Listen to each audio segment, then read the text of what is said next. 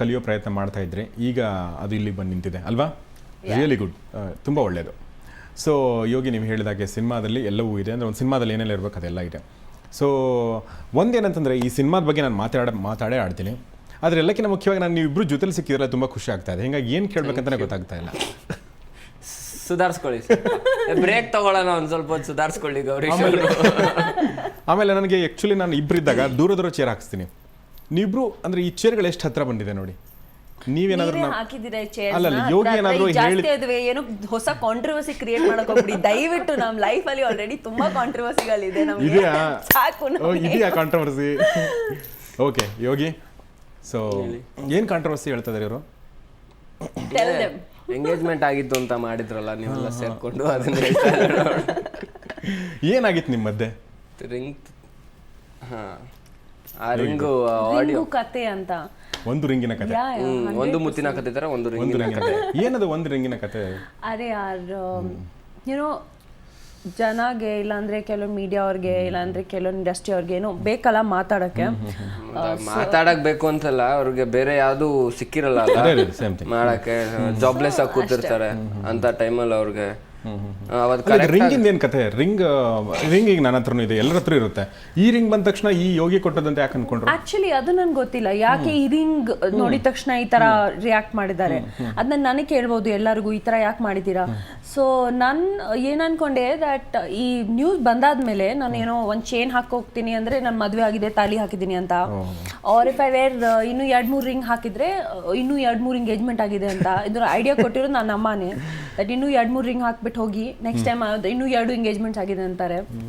So ಏನು ನಿಮ್ಮ ಮಧ್ಯೆ ಯಾಕೆ ಇದು ಈ ತರ ರೂಮರ್ ಶುರು ಆಯ್ತು? ಯಾರೋ ಕೆಲಸ ಇಲ್ದವ್ರು ಮಾಡಿದ್ರು ಅಂತ ಅನ್ಕೊಂಡೆ. ಓಕೆ, ಹೇಳ್ಬಿಡ್ತೀನಿ. ನೀವು ಅಷ್ಟೊಂದು ಕೇಳ್ತಾ ಇದ್ರ ಅಂದ್ರೆ, ನನಗೆ ರಾಗಿಣಿ ಇವತ್ತು ಪರಿಚಯ ಆಗಿ 3 ವರ್ಷ ಆಯ್ತು.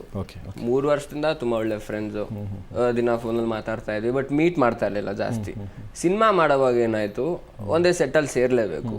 ಸೊ ಅಲ್ಲೇನಾಗಿದೆ, ದಿನ ಮಾತಾಡ್ತಾ ಇದ್ವಿ, ಕೂತ್ಕೊಂತಾ ಇದ್ವಿ. ಅಕಸ್ಮಾತ್ ನಾನು ಇಬ್ರು ಫ್ರೀ ಇದ್ದಾಗ ಆಚೆ ಹೋಗ್ತಾ ಇದ್ವಿ. ನನ್ನ ಫ್ರೆಂಡ್ಸ್, ಅವ್ರ ಫ್ರೆಂಡ್ಸ್ ಬರೋರು, ಅವ್ರ ಅಪ್ಪ ಅಮ್ಮನೂ ಬರೋರು, ಈ ಥರ ಎಲ್ಲ ಆಚೆ ಹೋಗ್ತಾ ಇದ್ವಿ. ಬಟ್ ಅದನ್ನ ಇವರು ಗೊತ್ತಲ್ಲ, ಸಣ್ಣದೇನಾದ್ರು ಸಿಕ್ಕಿದ್ರು ಅದನ್ನ ದೊಡ್ಡದಾಗಿ ಅದೆಲ್ಲ ಹಬ್ಬಿಸ್ಕೊಂಡು ಆ ಥರ ಮಾತಾಡಿದ್ರು. ಸೊ ಆ್ಯಕ್ಚುಲಿ ನನಗೆ ಅದಕ್ಕೆ ಕೇರೆ ಮಾಡಕ್ ಹೋಗಲ್ಲ.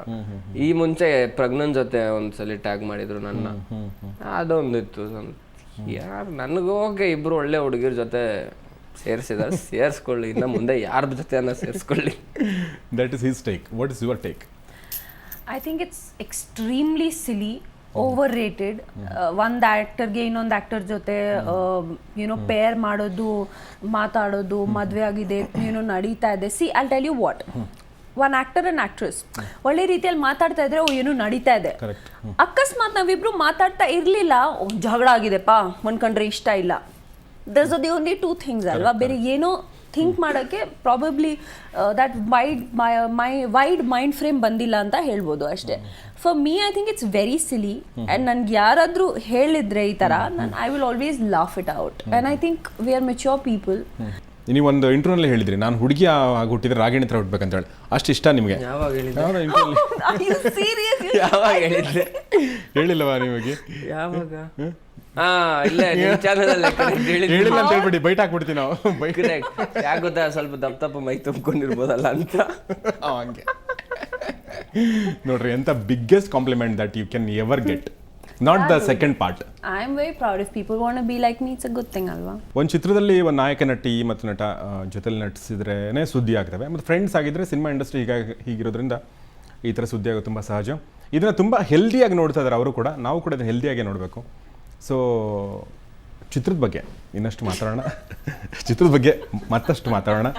ಚಿಕ್ಕದೊಂದು ಬ್ರೇಕ್ ನಂತರ ಬಂಗಾರಿ ಕಾರ್ಯಕ್ರಮ ಮುಂದುವರಿಯುತ್ತೆ. ಬಂಗಾರಿಗೆ ಪ್ರೀತಿ ಬಂತೆ, ನನ್ನ ಪ್ರೀತಿ ಬದ್ದು ಮ್ಯಾಗೆ.